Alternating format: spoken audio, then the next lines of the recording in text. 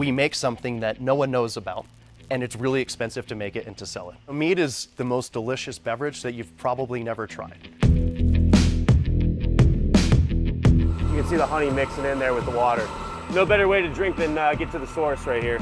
I'm so excited about tasting. You know, all your friends and family will say, you know, so many, 90% of small businesses fail and all of that. Well, now looking back, I'm like, well, no kidding. It takes a lot to pull this off. Oh, wow. It's not beer, it's not wine, it's not cider, it's its own category of beverage. We have a warehouse in Phoenix, we have a warehouse in Sweden. We are sending mead all over the state, the country, and the world, but it's all made right here.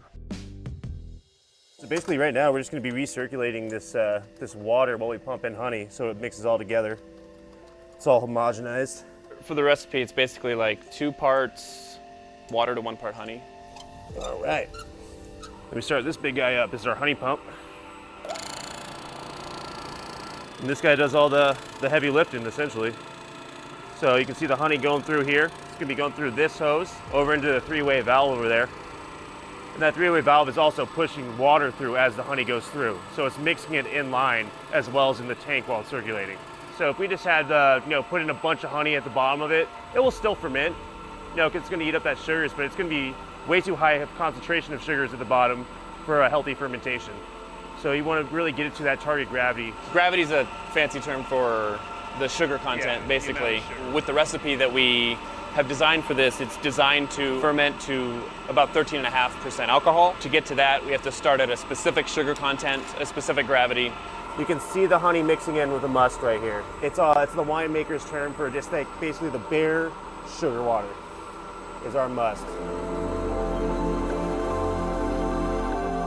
Mead is the world's oldest fermented beverage.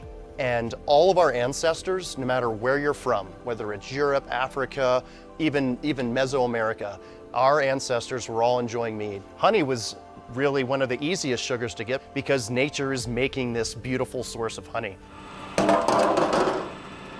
So this is the honey that we use here. A lot of honey that you get at the store is probably rice syrup from China. You can't really tell the difference by tasting it. It's a pretty good imitation, but fermenting it is very different. If you're a consumer buying honey at the store, you wouldn't know by tasting it or by looking at it that it was not real honey. Buying local, like the more locally sourced you can find the honey, the better. Whether you're cooking, you're making beer, you're making wine, the ingredients are really what make the product. Fermentation is very important, but the quality of your ingredients and where you source them from are almost as important as the work that goes into it.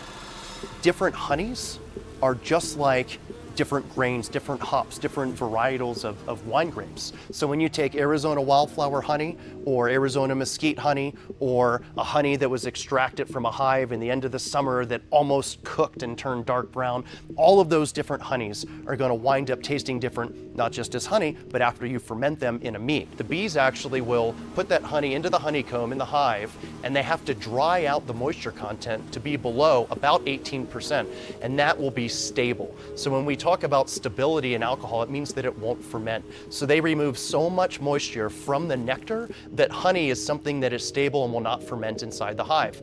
If they didn't do that, the bees would be making mead themselves.